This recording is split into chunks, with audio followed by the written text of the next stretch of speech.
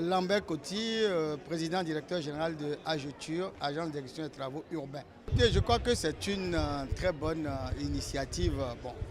Je crois que tout élément ou toute contribution effectivement au renforcement, disons, des capacités africaines dans le domaine de l'environnement et la professionnalisation, disons, des villes africaines dans la gestion, disons, du développement durable est vraiment appréciable. D'autant plus important pour nous qui travaillons dans les villes depuis bientôt 30 ans. Aujourd'hui, effectivement, les avancées sont considérables et très appréciables. Je crois que, comme on vient de le constater, CGLUA doit nécessairement poursuivre ce que moi j'estime devenu très important, la professionnalisation. Vous savez que mon intervention tout à l'heure a porté particulièrement sur ça et je ne peux pas ne pas revenir là-dessus.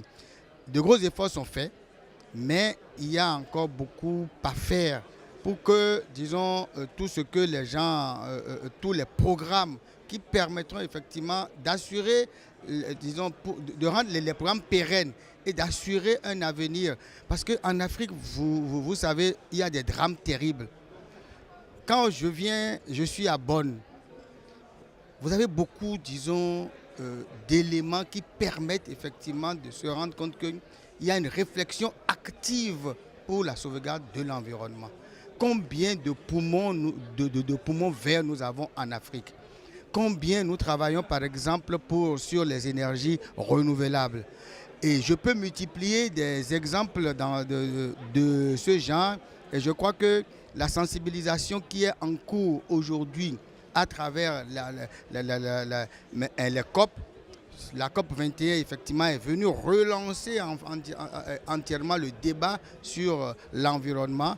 La COP 22 et la COP 23, je crois que l'Afrique doit avoir peut-être sa COP très bientôt. Et je crois que c'est ce sur quoi peut-être les villes africaines doivent certainement travailler, ce à quoi ils doivent œuvrer.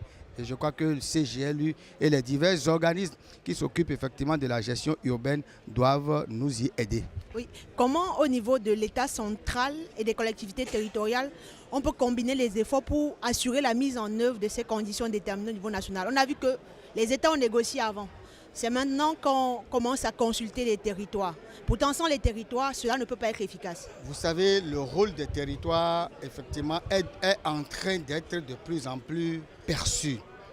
Le politique, malheureusement, en Afrique, l'emporte un peu trop, j'insiste là-dessus, sur, effectivement, la professionnalisation. Vous voyez?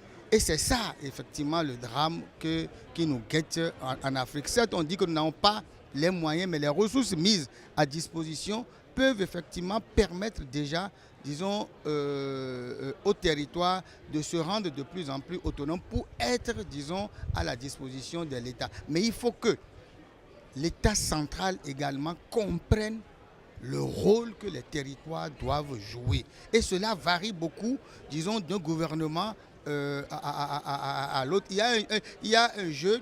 Des fois, les territoires sont bien, c'est-à-dire considérés, et pas peut-être un autre gouvernement arrive et les territoires sont délaissés.